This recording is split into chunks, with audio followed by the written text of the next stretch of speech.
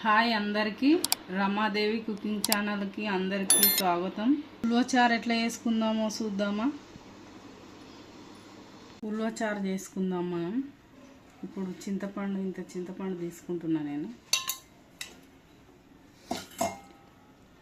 ఉల్వలు ఒక కప్పు తీసుకున్నా, బియ్యడు ఒక పిడికెడు తీసుకున్నా. ఇప్పుడు ఈ ఉల్వల్ని ఈ బియ్యంను వేయించుకుందాం.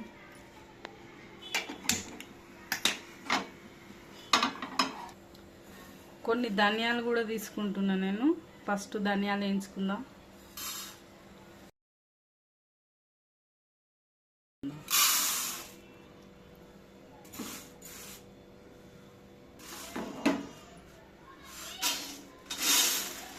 బియ్యం వేయించుకుందాం. ఉల్వలు పోసిన, నేనే బియ్యం కూడా వేస్తున్నా. ఇవి మిక్సీ పట్టుకుందాం. ఉల్వ పిండి ఇట్లా మెత్తగా పట్టుకున్నాం. ఉల్వచారు కోసమే 2 టమాటాలు తీసుకుంటున్నాం, 1 ఎల్లిగడ్డ తీసుకుంటున్నాం. స్టవ్ ఆన్ చేసుకుందాం. ఇప్పుడు నూనె నేను 3 చెంచాలు వేసుకుంటున్నా నూనె. కొంచెం ఆవాలు, జీలకర్ర, 2-3 మెంతులు, ఎల్లిపాయలు కచ్చపిచ్చి దంచుకున్నాయి, అల్లము. మంచిగా ఇవి వేగినాయి. పచ్చిమిర్చి, నేను ఉల్లిగడ్డ ఇట్లా దొడ్డు కట్ చేసి తీసుకున్నా. చార్లకు మంచిగా ఉంటాయి ఇట్లా కట్ చేసుకుంటే అని.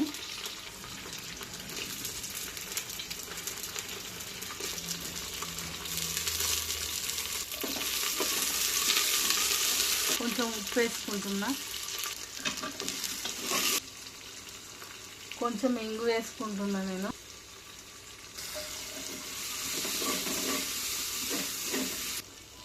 ఇప్పుడు 1 స్పూన్ పసుపు వేసుకుందాం. ఇప్పుడు టమాటాలు వేసుకుంటున్నా. ఇప్పుడు కాసేపు ఉడకనిద్దాం, మూత వేసుకుందాం.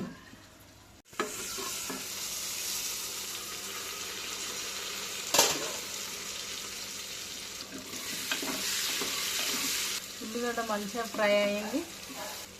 ఇప్పుడు చింతపండు చారు వేసుకుంటున్నా.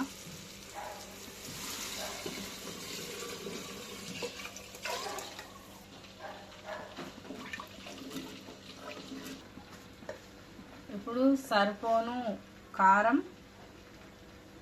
తగినంత ఉప్పు వేసుకుందాం. దీన్ని మసల పెట్టుకుందాం. మూత పెడుతున్నా. చారు మరుగుతుంది మంచిగా. పిండిని గిన్నెలు వేసి నీళ్ళు పోసి కలుపుకుందాం. ఇప్పుడు ఉల్వచారు పోసుకుంటున్నా.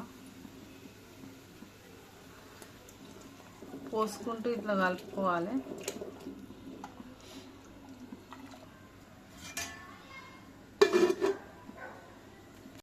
ఉల్వచారు మంచిగా మరిగింది. ఇట్లా చిక్కగా వచ్చింది మంచిగా.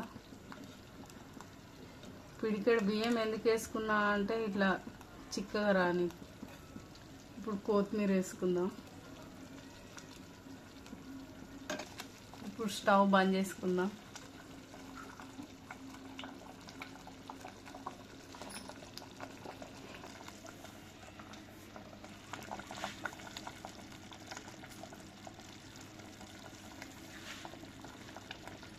స్టవ్ బంద్ చేసినాక కూడా ఉల్వచారు మంచిగా ఎంత మంచిగా మసులుతుందో చూడరు. కుండ వేడికి కుండలో ఉల్వచారు చేస్తే చాలా కమ్మగా ఉంటుంది. మీరు కూడా ట్రై చేయరు. ఆగండి, వీడియోలు చూస్తున్నారు కానీ లైక్ చేయట్లేదు, సబ్స్క్రైబ్ చేయట్లేదు. కొంచెం చేయొచ్చు కదా.